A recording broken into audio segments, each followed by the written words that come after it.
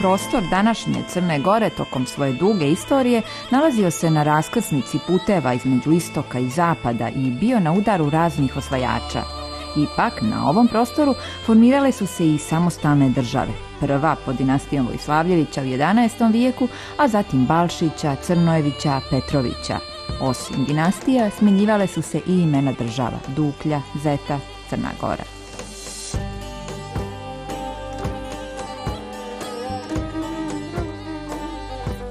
O hiljadugodišnjem kontinuitetu, pored ostalog, svjedoči i postojanje dinastičkih grbova iz svakog od ovih perioda, odnosno dinastija.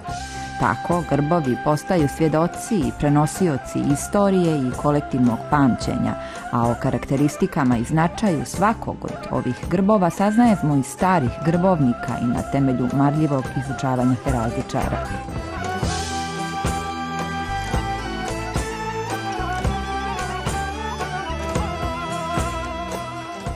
Heraldika je pomoćna istorijska nauka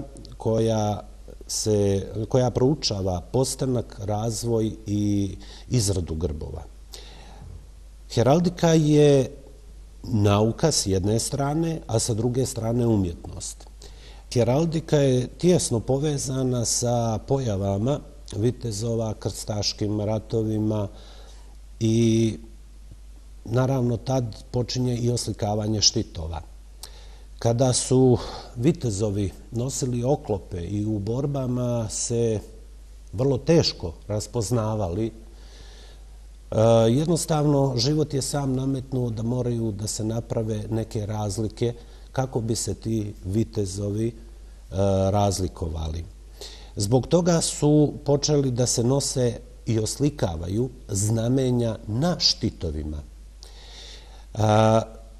To su bili pretežno grbovi znamenja ili počeci grbova, znamenja vladara kojim su pripadali ti velikaši i vitezovi.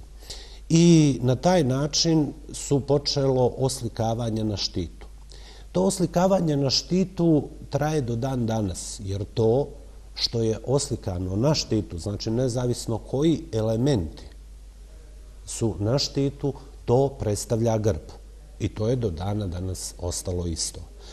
Naravno, heraldika kao nauka koja se ipak razvijala, dobijala je i pravila i jednostavno razvoj njen, dobijali smo i bogatije grbove, jer u početku, da se vratimo ponovo na te krstaške ratove, u početku to su bili veliki, da kažemo, simboli, nezavisno koji su se razlikovali, bili su krupni upravo zbog samih borbi u kojima su učestvovali da bi se mogli razlikovati. Naravno, razvojem, protokom vremena i razvojem heraldike, naravno, povećanjem broja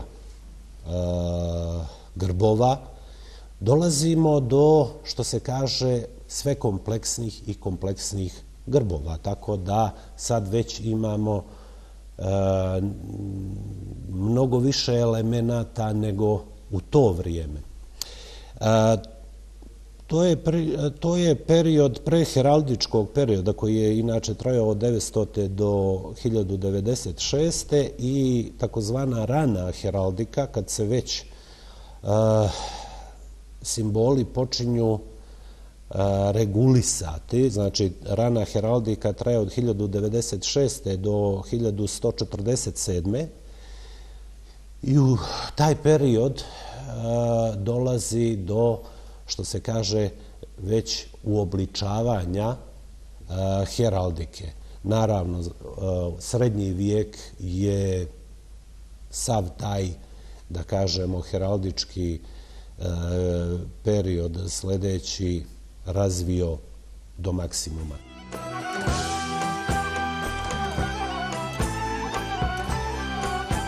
Upotreba grba kroz vrijeme bila je različita. U arhitekturi i predmetima imao je dekorativnu funkciju, sadržavao je podatke o vlasniku građevine ili predmeta, što je od velikog značaja za njihovo datovanje ukoliko ne sadrže datum. Grbovi su dalje utiskivani na pečatima, na novcu, na diplomama, što također može olakšati datovanje i paleografsku obradu. Uz pomoć grba možemo pratiti istoriju pojedinih porodica, vladara i država, jer je heraldika tijesno povezana sa genealogijom, istorijom umjetnosti, numizmatikom, epigrafikom. U heraldici postoje stroga pravila, a heroldi, specijalno obučeni ljudi, su za svaki novododijeljeni grb utvrđivali pravila i opisivali ga. Svaki grb je unešen u grbovnike, koji su također postali svojevrsne dokumentarne knjige.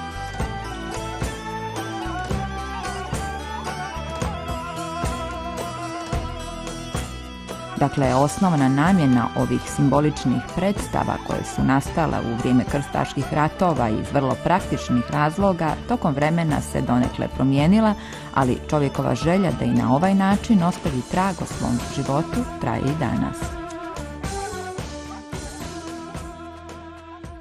U istom periodu, znači sa krstaškim ratovima, možemo reći da počinje razvoj heraldike i u Crnoj Gori, u tadašnjem prostoru Crne Gore.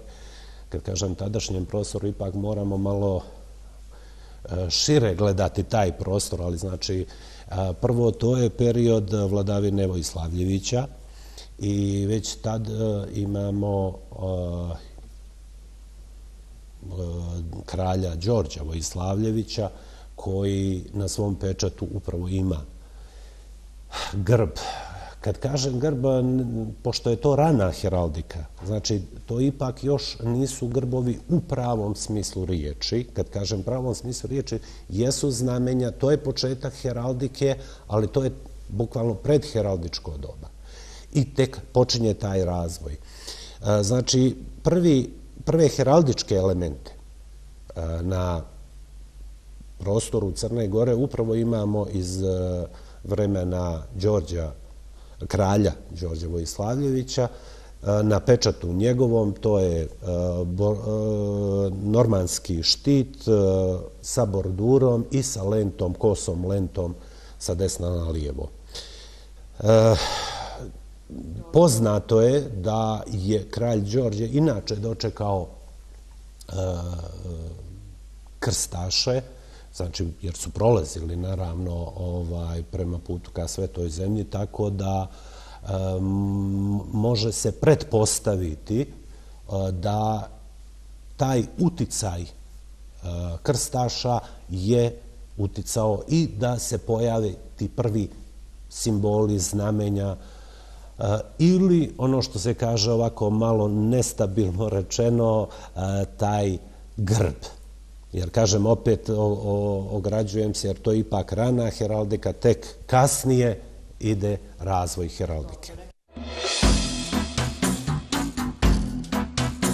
Dinastija Vojslavljević vladala je od 10. do druge polovine 12. vijeka. Na osnovu pečata kralja Đorđa, koji je vladao od 1114. do 1118. godine i ponovo od 1125. do 1131. urađena je rekonstrukcija grba, simbola dinastije Vojslavljevića. Od sačuvanih materijalnih izvora koji svjedoče ovom grbu imamo kamenu ploču iz bara. Zlatna kosa lenta sa heraldičke lijeve u heraldičku desnu stranu razdvaja dijagonalno crveni izduženi štit. Na grbu Vojslavljevića zastupljene su crvena i zlatna boja kojima se u heraldičkoj simbolici predstavljaju hrabrost i velikodušnost.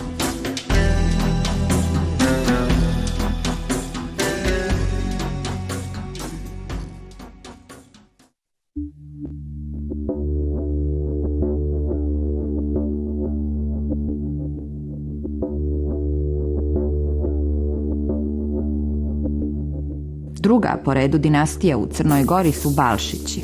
Kao gospodari Zete pojavljuju se već od 1360. godine. U istoriji Crne Gore Balšićima pripada posebno mjesto, prije svega zbog toga što su, oslanjajući se na tradiciju i svijest o ranijem državnom nasljeđu, uspjeli da se osamostale od srpskog državnog centra i Zetu konstituišu kao samostalnu državu, proširujući teritoriju ili braneći njen opstanak od aspiracija Turaka i Mlečana, kao i moćnog okruženja.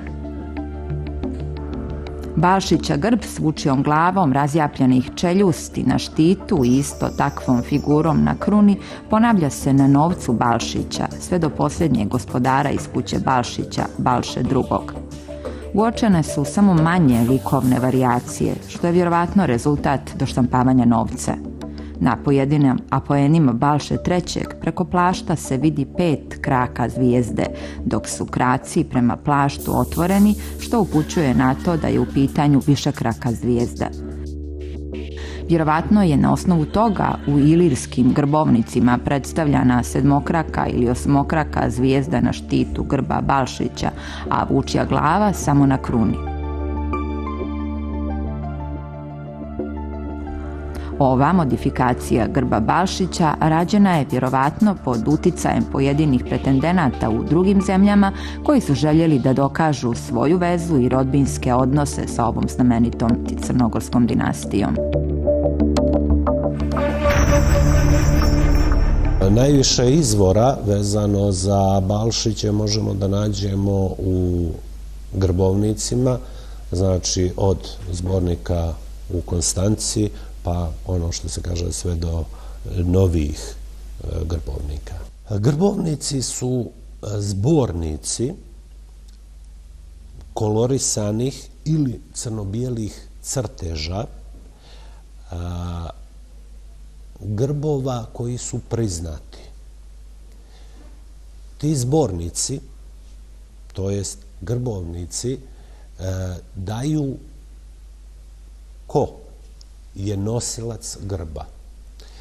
Uz najveći broj grbovnika obično ide i prateći tekst, znači kad je ko dobio ili titulu ili plemstvo. Grbovnike imamo razne vrste. Kad kažem razne vrste, imamo znači sa heraldičkim bojama, heraldičke šrafure. Naravno, uvijek su ljepši grbovnici koji su bojani i koji predstavljaju, što se kaže, u punom koloritu. Ali mnogo više grbovnika ima koji su rađeni u takozvanoj šrafuri ili crno-bijeli, što bi mi... I to su izvori koje mi koristimo upravo, znači pričamo o starim grbovnicima.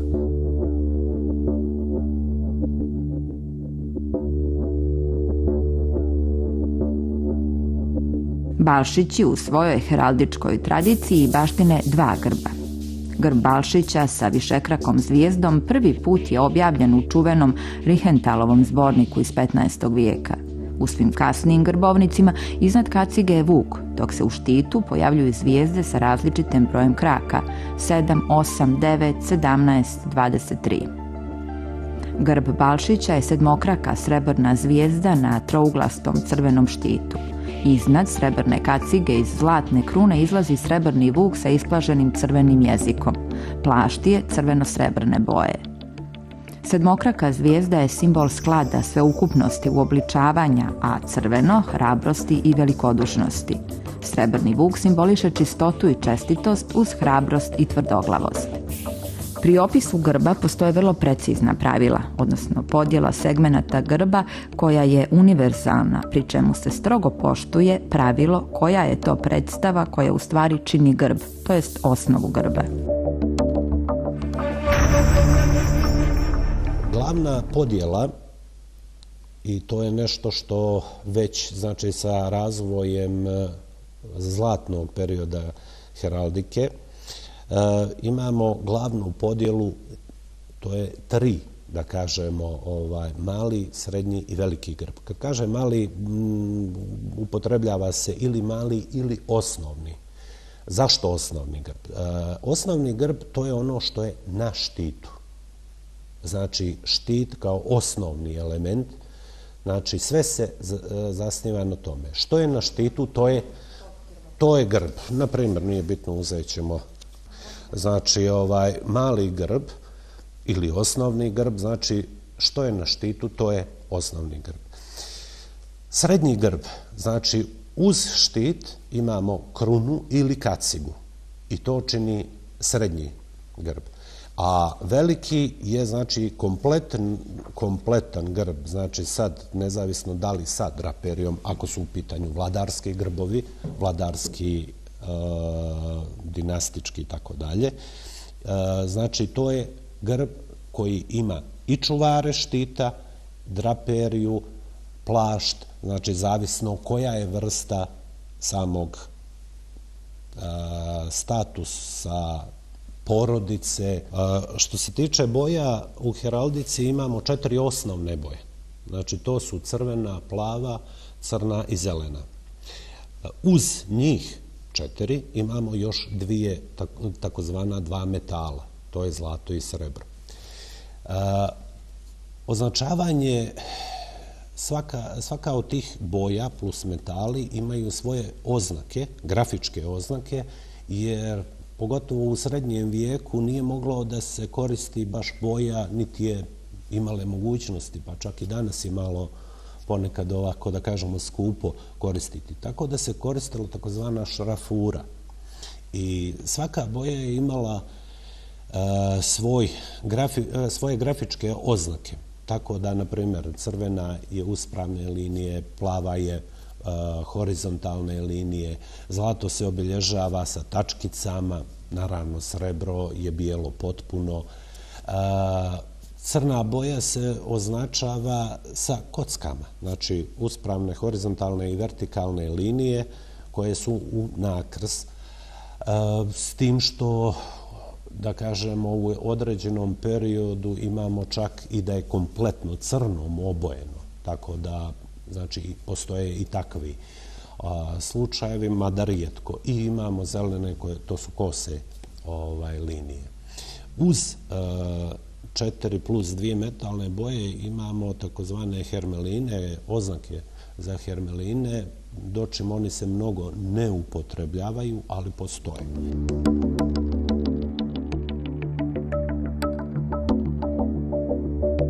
Drugi grb Bašića rekonstruisan je na osnovu nekoliko primjeraka novca iz vremena ove dinastije.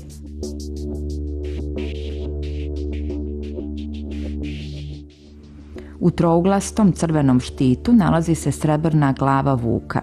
Iznad srebrne kacige iz zlatne krune izlazi srebrni vuk sa isplaženim crvenim jezikom. Plašt je crveno-srebrne boje.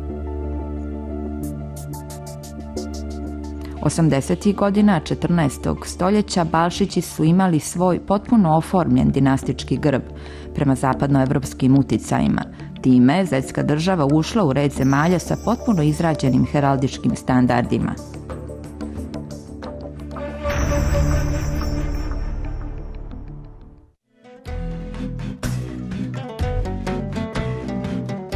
Sljedeća vladarska porodica na prostoru Crne Gore su Crnojevići.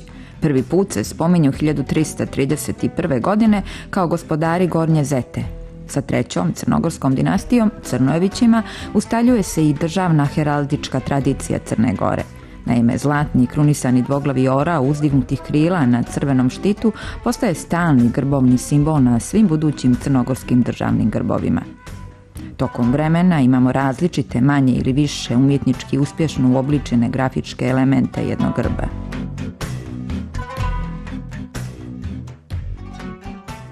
U heraldici postoje pravila, to je da definisanje grba i elemenata grba sa svojim heraldičkim opisom je uvijek isti. Znači, nezavisno da li je to početak, nastanak, nije bitno je li to 14. i 15. vijek ili u 20. ili 21. vijeku, uglavnom heraldički opis uvijek treba da bude isti.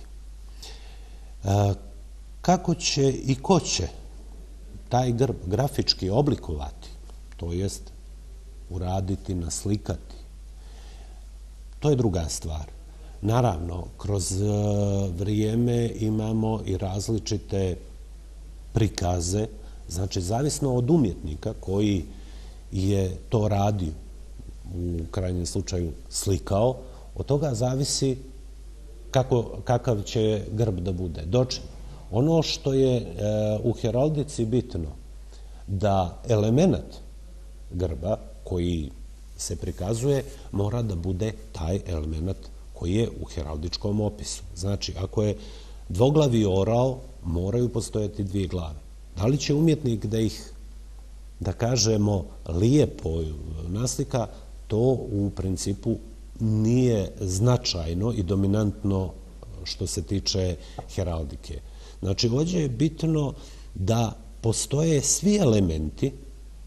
Znači, ako pazite, ako imate krunu, znači vrlo je bitno da se zna koja je to kruna. Da li je to knjaževska kruna, kraljevska kruna, grofovska kruna, plemićka kruna, da li je antička kruna, a da li će ona biti simetrična, da li će ona biti idealno predstavljena, to uopšte nije bitno. Naravno, kroz period, znači ako samo vratimo taj, da kažemo, period zadnjih 500-600 godina, naravno da imamo različite prikaze. Naprimjer, strašno lako je uočiti te slikovne razlike u čuvaru štita što se tiče Crnojevića, gdje imamo crnog zmaja. Razlike su u likovnom smislu drastične. Dočim, na svakom od njih je isti element. I to u principu za heraldiku kao nauku nije bitan taj grafički. Naravno da je ipak ljepše kad pogledate ipak lijepo oslikano, lijep prikaz, bogat, ali nije dominantno bitan. Grb Crnojevića se može pratiti u svojoj genezi od samog početka do potpunog ustanovljenja amblema, gdje se već može govoriti o razvijenom crnogorskom grbu. To potvrđuju razni spomenici s kraja 15. vijeka koji su vezani za crnogorsku državu i dinastiju Crnojevića. U kolonadi Ćipurske crkve na Cetinju ugrađeni su kapiteli sa njihovim grbom koji su rađeni u renesansnom stilu. Na grbu je dvoglavi orao raširenih krila sa kuglama u kandžama. Na apsidi Cetinskog manastira uzidana je parapetna ploča prenešena sa starog Crnojevića manastira i na njoj je u reljefu dat grb Crnojevića. Krunisani dvoglavi orao raširenih krila sa lovorovim vijencem okolo kao štitom italijanskog tipa. Na povelji Ivana Crnojevića iz 1485. godine o osnivanju Cetinskog manastira nalazio se pečat koji na aversu ima krunisanog pozlaćenog orla, a na reversu titulu vlasnika Ivana Crnojevića. Grb Crnojevića je i kao ukras na inkunabulama iz njihove štamparije, oktoihu i psaltiru. Kao izvor za Crnojeviće služe nam i grbovi kasnije izrade iz 17., 18., 19. vijeka. Primjerke grba Crnojevića tako imamo na oružju kao i na odlikovanjima crnogorskim iz kasnijih historijskih perioda, ali i na čemerima i raznim drugim predmetima iz privatnih kolekcija. Što se tiče heraldičkog opisa, dinastički grb Crnojevića je zlatni krunisani dvoglavi orao raširenih uzdignutih krila u poletu na trouglastom iskošenom crvenom štitu. Plašt je crveno-zlatan. Iznad štita je kaciga sa zlatnom krunom iz koje izlazi crni zmaj raširenih krila sa crvenim jezikom. Zlatni dvoglavi orao simbolizuje velikodušnost, snagu, veličinu, otpor neprijatelju kao i jedinstvo svjetovne i duhovne vlasti. Iznad orlovih glava je po jedna kruna, to je simbol suvereniteta i predstavljaju duhovnog i svjetovnog vladara. Crni zmaj je simbol postojanosti i neumoljivog branioca. Počevši od Crnojevića, vladari dinastičkom grbu dodaju neke elemente i prave i svoje lične grbove. Zbog čega naglašavam lične i porodične grbove? Upravo je ta razlika dodavanja upravo dominantna kod porodičnih i ličnih grbova. Vidite, grb može da ima svako. Znači, samo je pitanje da li će taj grb da bude registrovan ili ne. Znači, ipak nekad se znalo ko je mogao prvo da dodijeli grb, a drugo gdje su se čuvala dokumenta i uopšte znači gdje su bili registrovani. Naravno, u današnje vrijeme je to malo, što se kaže, drugačije. Uvijek je neko morao neku porodičnu tradiciju da počne. I počinjalo se pretežno sa nekim jednostavnijim grbovima, naravno, pretežno koji su vukli, da kažemo, određene korijene, pretežno iz 14. 15. vijeka, i to su pretežno bili jednostavni grbovi sa vrlo malo elemenata. 1, 2, 3, što se kaže, maksimum. Naravno, razvojem porodica, širenjem porodica,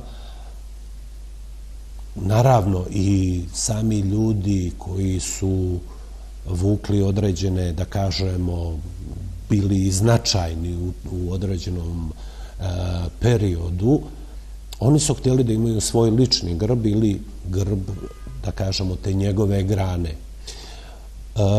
Oni su uvijek ostavljali elemente porodičnog starog grba i dodavali nove.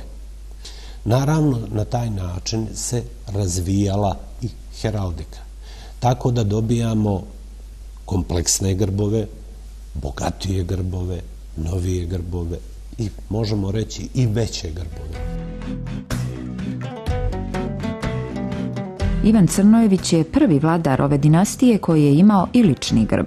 Rekonstrukcija ovog grba rađena je na osnovu pečata sa povelje iz 1485. godine kojim se osniva manastir na Cetinju, kao i na osnovu kamene plastike sa ovog manastira.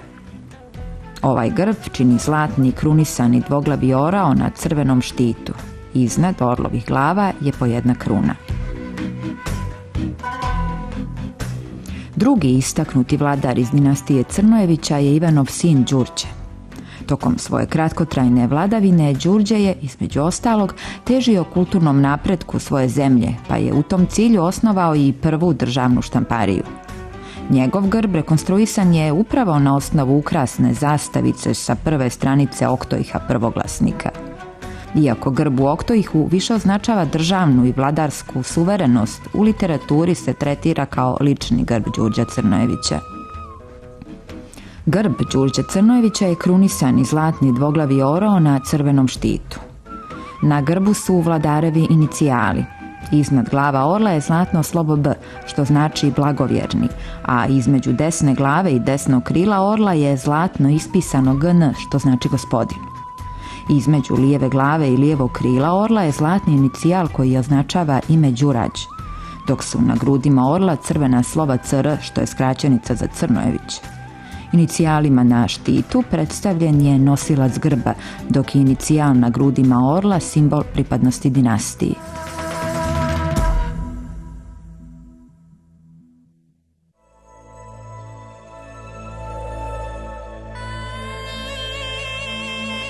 Sljedeća crnogorska dinastija su Petrovići.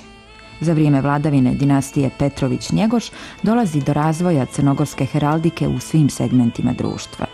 Razvoj dinastičkog grba doživio je niz promjena do konačnog uobličavanja u vrijeme knjaza i kralja Nikole.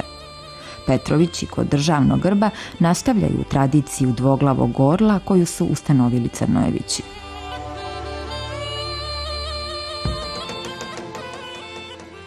Kod Petrovića izvora imamo, što se kaže, na raznorazna mjesta i naravno zavisno od perioda o kojem je riječ i dosta je teško pratiti taj njihov kontinuitet upravo zbog količine. Jedan od najinteresantnijih izvora za Petrović je upravo za dinastiju Petrović, kao i za državu Crnu Goru, je Orlov krš, gdje imamo veliki broj grbova. Također, naravno da grbovi imamo što se tiče dokumenata, što se tiče pečata, što se tiče novca, što se tiče odlikovanja. Znači, tu je jedan strašno širok dijapazon. Naravno, ne smijemo preskočiti također i arhitekturu, znači imamo pogotovo, da kažemo, dva primjera dinastičkog i državnog grba, jedan na dvoru kralja Nikole, a drugi plavi dvorac prestolonaslednika Danila, znači gdje je državni grb, a naravno na dvoru je dinastički grb. Postoji i veliki broj upotrebnih predmeta koji su izvor za grbove dinastije Petrović, kako državni, tako i dinastički i lične. Grb Petrovića tako nalazimo na diplomatskim uniformama, na kacigama, zatim na oružju tradicionalno, ali i na običnim predmetima svakodnevne upotrebe.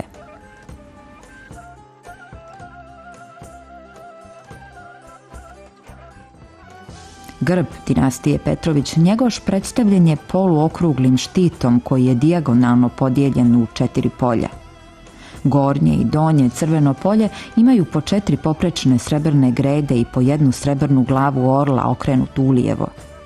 U desnom i lijevom plavom polju nalazi se po 1 zatvoreno srebrno krilo orla. U srcu štita je mali, također poluokrugli crveni štit sa dvoglavim srebrnim krunisanim orlom koji u kandžama drži vladarske insignije.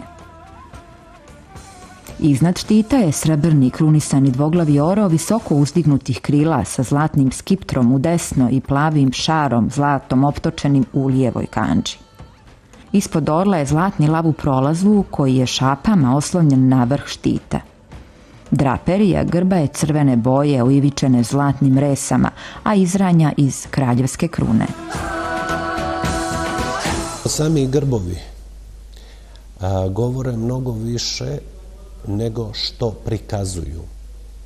Slika koja se prikazuje u sebi nosi razne poruke i u njoj, u toj slici, koja može da nam se svidi ili ne svidi, da bude lijepa ili ne, u njoj je zapisana istorija. I ona je taj spoj, naš spoj sa tom prošlošću, sa našim tim korijenima. Sami grbovi utiču na čovjeka i podsvjesno. Sami grbovi u sebi imaju poruke za onog ko zna da pročita grb, ko zna da pročita simbole, ko zna da pročita elemente grba. Oni mogu da mu kažu mnogo štošta. Jedna od stvari koja se, da kažemo, dosta često koristi, priča o kruni. Svi krunu gledaju kao monarhistički simbol. Kruna na grbovima predstavlja najveći stepen dostojanstva koje vlasnik grba, znači nezavisno da li je pojedinac ili država, dostigao. Naravno, tu postoje i aspiracije. Vi preko grba možete čak i aspiracije neke da stavite. Nije isto da li, na primjer, na crnogorskom grbu je carska kruna, želimo da budemo carevina, ili je kraljevska kruna stepen dostojanstva koji je najveći Crna Gora imala. Prvi vladar iz ove dinastije je vladika Danilo Petrović. Od njegovog vremena spoljna politika Crne Gore okreće se prema Rusiji, pa i njegov grb pod ruskim uticajem i razlikuje se od grbova svih ostalih Petrovića. Na ovom grbu, na baroknom ruskom štitu, dominira dvoglavi orao čije su obje glave krunisane, a iznad njih je još jedna kruna.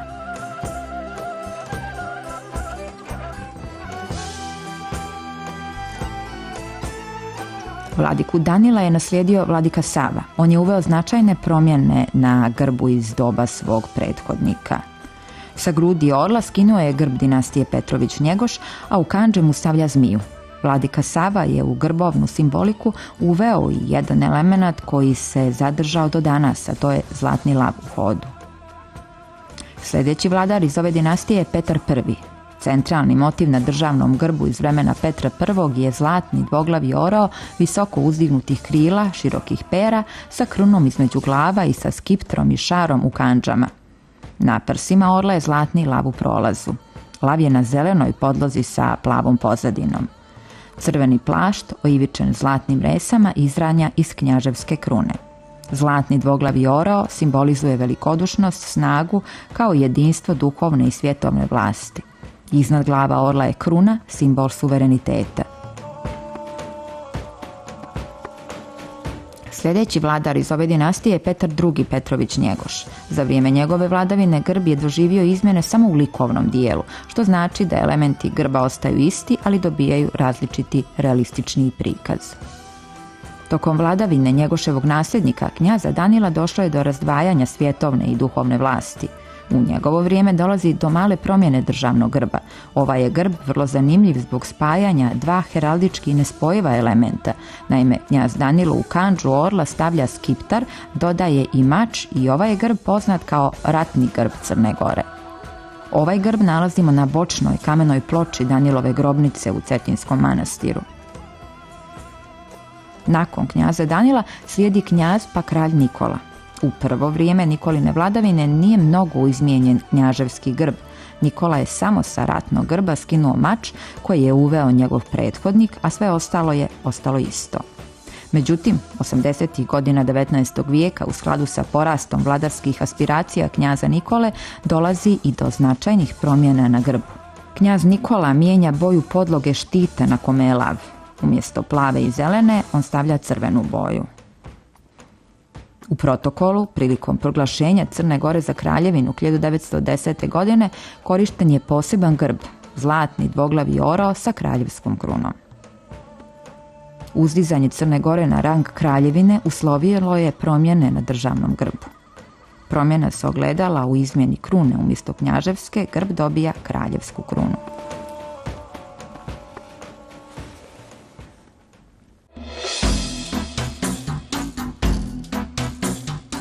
Tokom dugog perioda istorije, od vremena dinastije Vojslavljevića i prvog simbola, odnosno jednostavnog grba preheraldičkog perioda, smjenjivali su se elementi grba, simbolišući uvijek državu i njena stremljenja, a za onoga ko poznaje taj jezik simbola, grbovi pričaju istoriju u slikama sa svim tajnim i javnim detaljima, političkim aspiracijama i ciljevima.